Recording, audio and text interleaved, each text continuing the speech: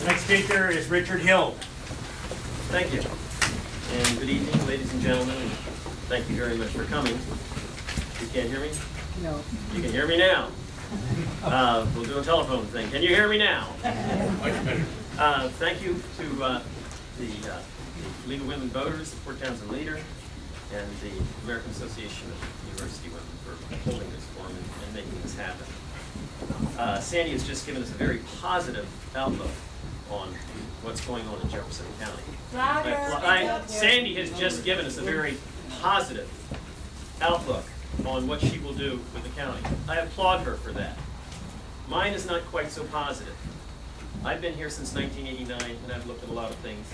Not since 1980, but I've looked at a lot of things. And I'm here tonight to ask you for your vote because the current commissioners are spending beyond our ability to pay. I've gone over the budget, and I believe that that's the case. Or he has, the incumbent, over and over, that we're spending beyond our ability, and that there are regulatory excesses that just have to be dealt with. They're not being dealt with. And the county documents indicate that the spending's increased over $7 million during the current incumbent's tenure. And I found it very interesting. Last week, the auditor and the public works people reported that there were going to be shortfalls, major shortfalls. The incumbent, my opponent, sort of just glossed over that. And in response to these people's remarks, which were very heartfelt and very specific, he pursued this monologue about how there are two counties in Oregon who are considering dissolving, or the state of Oregon is considering dissolving two counties. And I thought to myself, is that what we're looking forward to because we're in trouble? We have the people in this room right here quite capable of digging out a lot of things.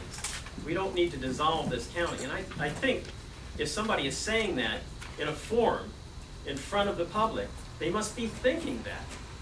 So, and another thing, a couple of weeks ago, the commissioners voted for a $260,000 increase for the health department. Where's the money going to come from? They didn't discuss that. Where's it going to come from? What programs will they cut in order to pay for this $260,000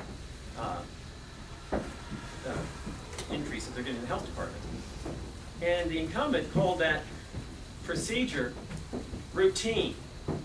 I find it hard to believe that you'd call something like that routine. $250,000, just, well, we'll just go ahead and do it. We don't know where it's coming from, but we'll do it.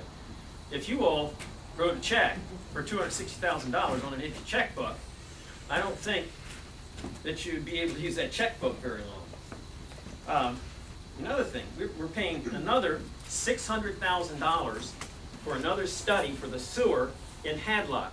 And I was in this room with the Chamber of Commerce when we had to pry out of the person who was the planner for this what it was going to cost. It was 30, 40, 50, 60.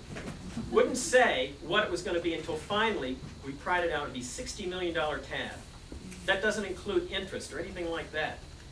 And then we just sort of, what was the plan? It appears that the plan is one that was done 4 years ago. It's been repackaged and new ribbons put on it, but it's $60 million now instead of $14 million. I didn't hear a discussion on how the people in this room who have septic tanks would be able, if they already paid $15,000 or $20,000 or $25,000 for some exotic septic system, what would happen to them, or the people who couldn't afford to hook up to this system? As I said before, I'm going door to door and I'm continually asked, who's the incumbent representing? They want to know that. They feel that they're being taxed and overregulated out of house and home. I've heard that comment over and over and over again.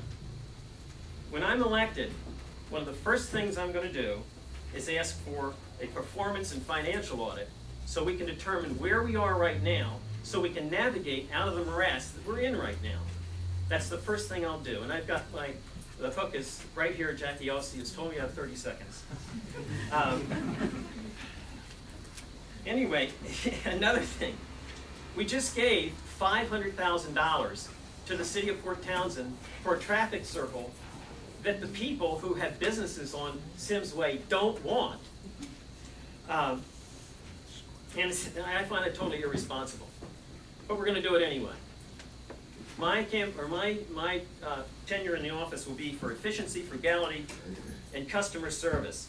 And I'm asking you for your vote for that purpose. A lot of the things we have to do are not going to be easy and they're not going to be pretty, but we're going to have to do them or we're going to go bankrupt and they'll dissolve the county. Thank you very much.